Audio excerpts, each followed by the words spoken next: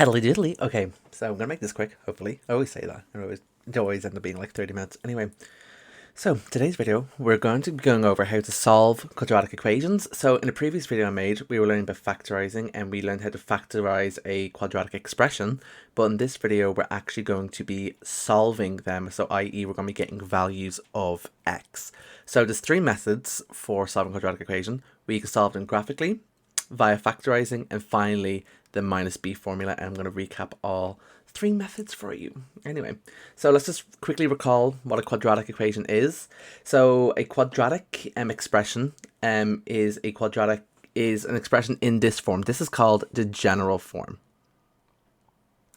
That's the general form. So if it resembles this above form here, ax squared plus bx plus c, that means we have a quadratic equation. So a quadratic equation has a squared variable term, it has a normal square variable term, and it has a constant term.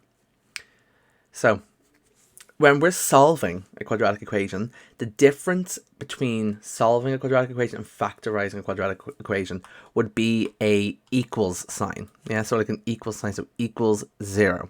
So if I see a equals 0, that means ding, ding, ding, I am finding values for x, I am solving. So if I see an equals, ding, ding, I am solving, right? So I'm going to go over the first method, which is graphically. So I have three separate equations drawn out in my graph here. I have x squared plus 6x plus 8. I have x squared minus x minus 2. And finally, I have x squared minus 8x plus 15. Don't worry too much about how to plot them now. That'll be a future video. Well, we are going to use these graphs now to find the solutions for these three quadratic equations. And how we do that is we just find where the graphs intersect the x-axis, and they will be my values of x. So for example, this first graph here all the way to my left, I'm going to go down, ding, ding, ding. Okay, it crosses the x-axis at x minus 4, and it crosses the x-axis at x minus 2. So therefore, my two solutions here would be x is equal to minus 4 and x is equal to minus 2. So I'm always going to have two solutions to solving a quadratic equation. Always going to have two solutions. So we're going to do it the middle one here as well. So I'm going to follow the middle graph. Well, it intersects here at x is minus 1. So that's my first solution, x is equal to minus 1. And my second solution here, x is equal to 2. So I have to let these equations equal 0 before I can do any of this.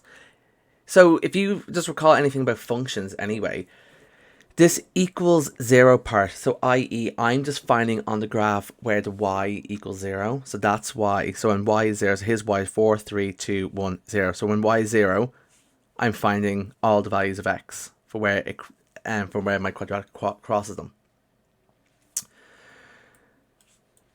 Right, then the final one here, so you have x squared minus x minus 2 is equal to 0, just 3 and 5. So x is equal to 3, x is equal to 5. So solving them graphically is the easiest way to solve them, but you know, sometimes we don't have that luxury in the exam just to draw a quadratic equation.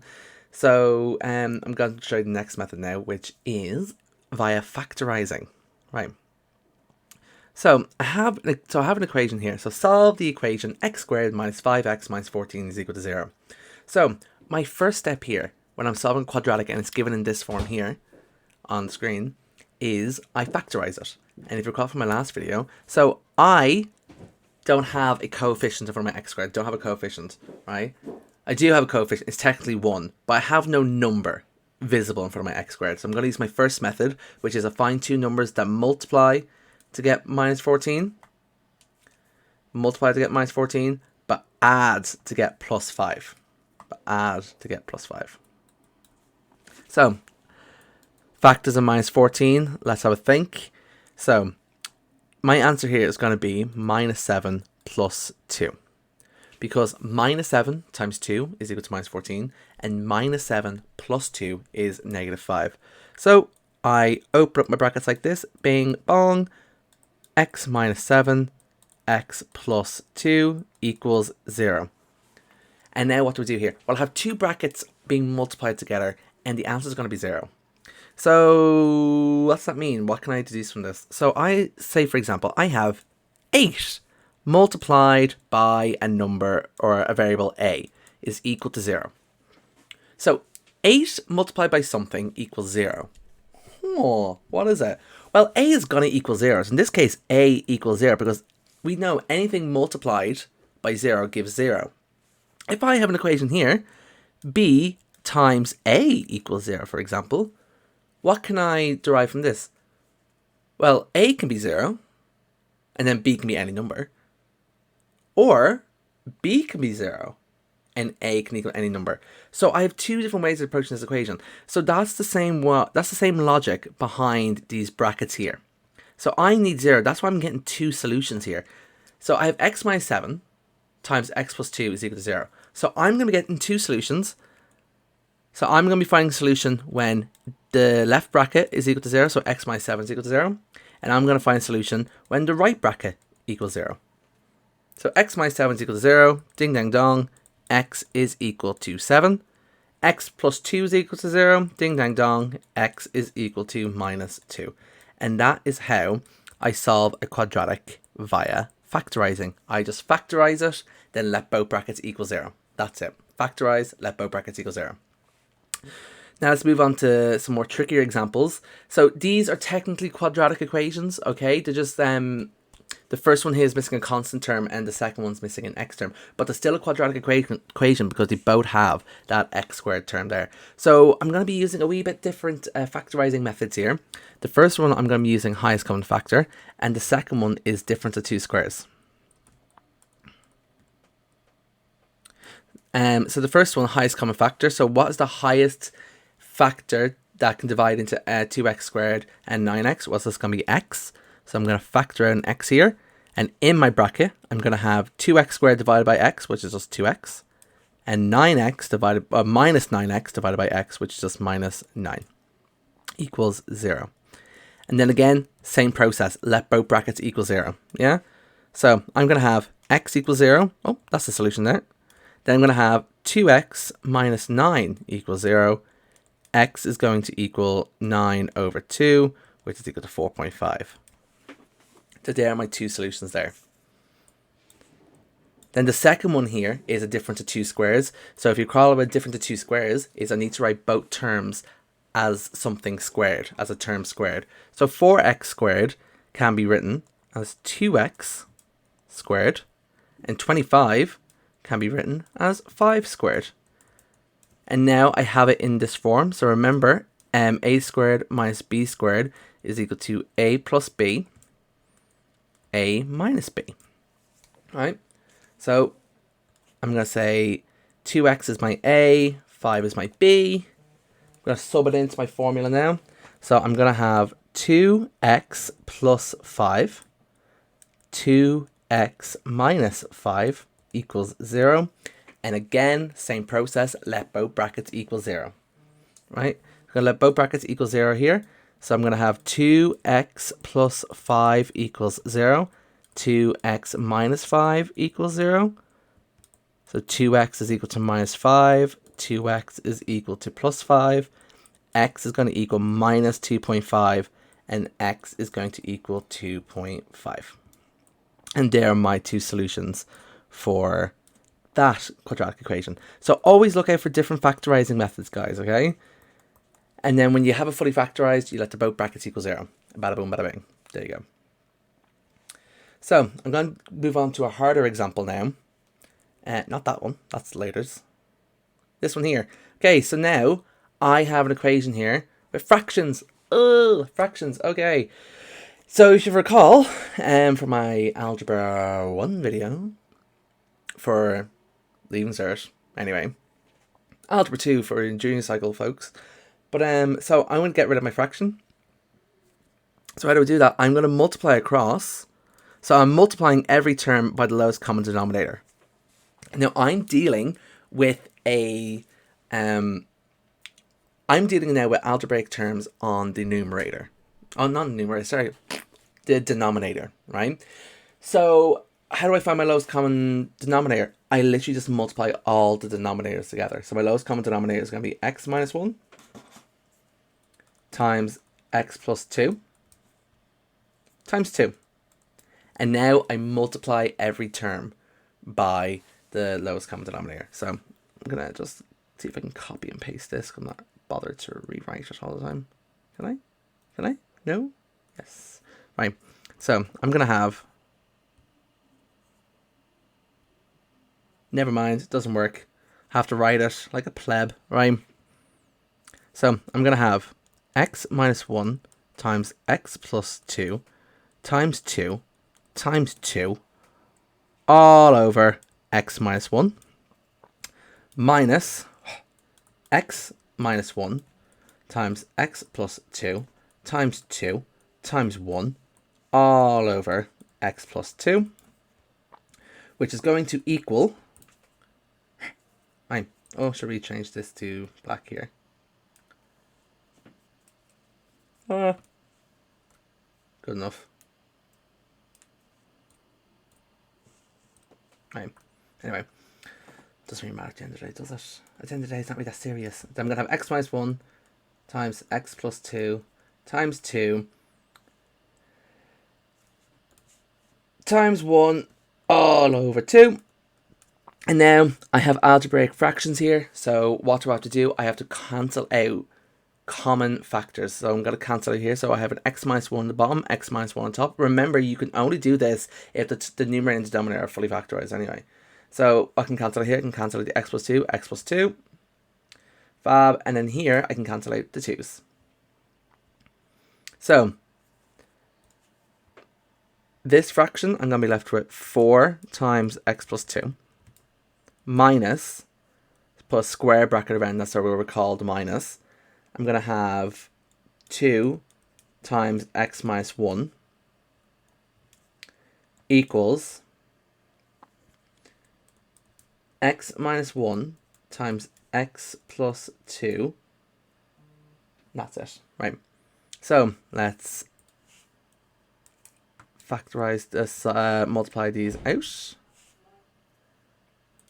So I'm going to have 4x plus 8 minus 2x minus 2 equals x squared minus 3x minus 2. That's a lie. No, it's not. That's going to be a plus x.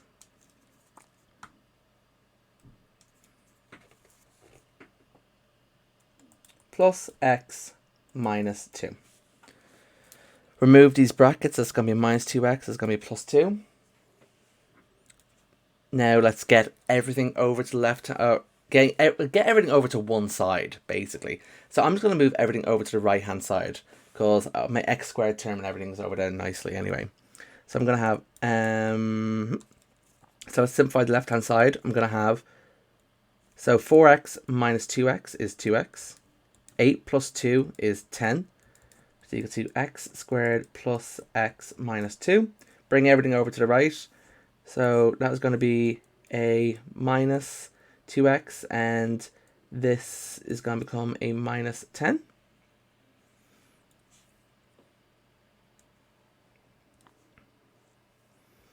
So I'm going to be left with here now. 0 is equal to x squared plus x minus 2x minus 2 minus 10. Then, you know, this is basically the same as just saying all of this is equal to 0. I can put the equal sign on the right hand side now. So I'm going to have x squared minus x minus 12 equals 0. Now I'm going to factor. Now, at the last step, that was all the hard bits. I'm going to factorize and solve. So I need to find two numbers that multiply to get minus 12, but add to get minus 1. So that is going to be, so it's going to be x minus 4, x minus 3 equals 0. Let both brackets equal 0. So x minus 4 equals 0, x minus 3 equals 0, x is going to equal 4, x is going to equal 3. Ooh, that's a plus 3. That's a plus 3 there, sorry. And x is going to equal minus 3.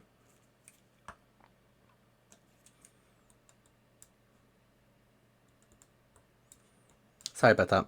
Yeah, so two numbers that multiply to get minus 12 is minus 4 and 3, but they add together to get minus x.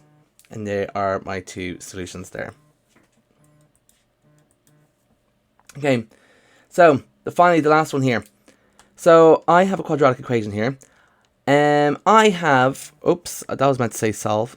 Lol. I'm going to solve this quadratic equation now. So I'm going to solve it. So I have a quadratic equation here now. I have a coefficient for my x squared.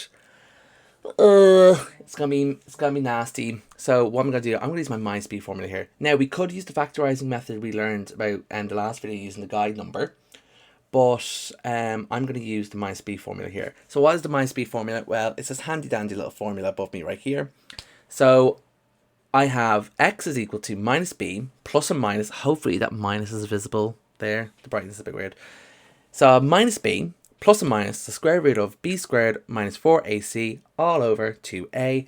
Where are we getting these a, b's and c's from? I'm so glad you asked. If you look at the general form here, a is the coefficient of x squared, b is the coefficient of x, and c is the constant term. So I'm going to identify my a, b, and c first. So I have a is equal to, what's the coefficient of x squared? Well, in this case, it's 3. What is the coefficient of x? My b, but that's going to be 13. And then finally, what's c, my constant term? Well, c is going to equal 4. So I'm going to shove them all in my formula. So I have x is equal to minus b, so it'll be minus 13, plus and minus. That plus and minus, now we're going to get two solutions. So I'm going to do this equation first, but with a plus sign, and then I'm going to do the equation again, but with a minus sign. Square root b squared, so it'll be 13 squared minus 4 times a, which is 3, and b, which is 4. Now remember, that first 4 is in my formula. I'm not pulling that out of anywhere. Minus 4ac, that 4 is embedded in the formula, right? All over 2a, which is 2 times 3. Now, you could be a loser and do this all out by hand, or you can just use your handy dandy little calculator. Hopefully now this works first try. There we go. So I'm going to use my handy dandy little calculator here to figure out my solutions here. So I'm going to start by opening my fraction, and I'm going to do, so minus b, so it'll be minus bracket, and what's my b value? My b is 13. So remember, right, if b is equal to minus 5, it's going to be minus bracket negative 5. Right, so I'm putting my value of b in here. In this case, b is positive. So I have minus b, so minus 13, minus bracket 13, plus and minus, I'm going to use the plus sign first. Square root b squared, so it'd be bracket 13, close it, then squared, put the square button here. Remember to use your brackets when substituting into your calculator like this, because you're going to get an error. The amount of people who don't put brackets in properly, and then it just messes up the whole thing. Just put your brackets in. Do exactly what I'm doing. Monkey see, monkey do. You know what I mean? Capiche, right? So 13 squared minus 4. A is equal to 3, so it'd be bracket 3, close bracket, open bracket, times c. C is equal to 4 here. Close bracket, all over 2a, so it'll be 2 times 3. And then I'm going to click equals. My first answer here, I'm going to get is x is equal to 1/3. Right? Now, how do I get my second value? I'm going to click this little left button here. Ding, ding, ding, ding, ding, ding, ding, ding, ding, ding, ding, ding, ding, ding, ding, ding, ding, ding, ding. Here I am. And then I'm just going to delete that. Plop in the minus now. Click equals. And my second value for x is going to be x is equal to negative 4.